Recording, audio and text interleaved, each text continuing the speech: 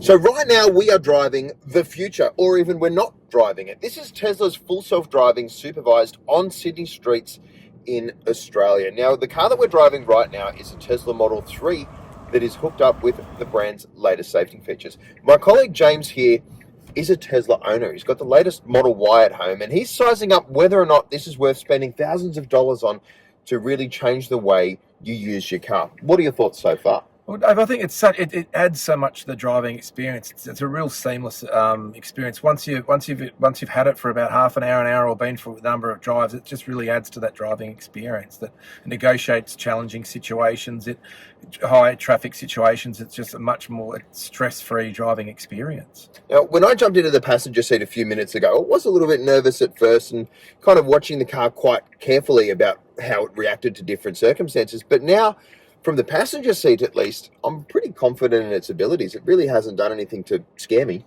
No, I mean, I've been driving for an entire weekend, and there's really only been one or two moments when it's been a little bit sketchy, a little bit worried about. But it really, anything, whether it's pedestrians, cars suddenly cutting in front of you, having to give way, it's just been right on near perfect. I've had no worries with it at all, with the family in the back, with anything.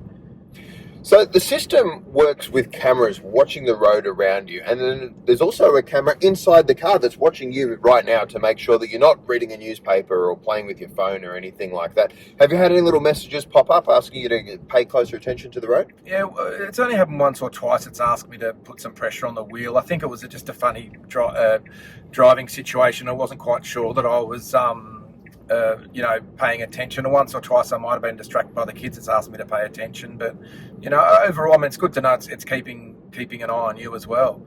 A rewind to your first time using this technology. You've turned the car on, it's been enabled, and you can push a button on the dashboard to say, let's give it a go. How did you feel when you used it for the first time? Well, I think it's a bit of a leap of faith that you have to put your faith or your confidence in the FSD, the technology. It's a bit daunting at first. It's a bit of a culture shock to the system. But after that, first few drives of that first 10 minutes, and you see how it operates, it's so smooth. I think you make that leap of faith, and you're there with it. You're driving with it.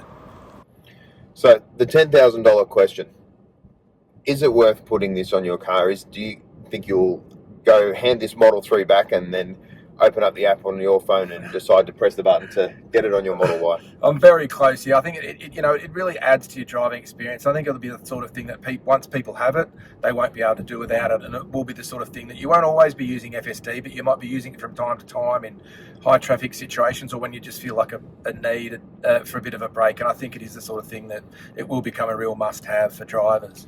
Yeah, it really does feel like that to me. There's some technologies that come up in cars, and they're a bit like 3D televisions. When those came along, there was Olympics and World Cups a while back, and things were being filmed in 3D, and everyone was saying 3D TV, it's going to be the way, and 3D movies and all of that. And then a few years later, they're gone. It's not really a factor. This doesn't feel like that. This feels like something that will completely change the way people use cars. If you're older, if you're a shift worker, if you're tired, I mean, I could see these things being allowed in years to come for people who are maybe vision impaired or mobility impaired to be able to get around town. It really does feel like a genuine game-changing moment for cars.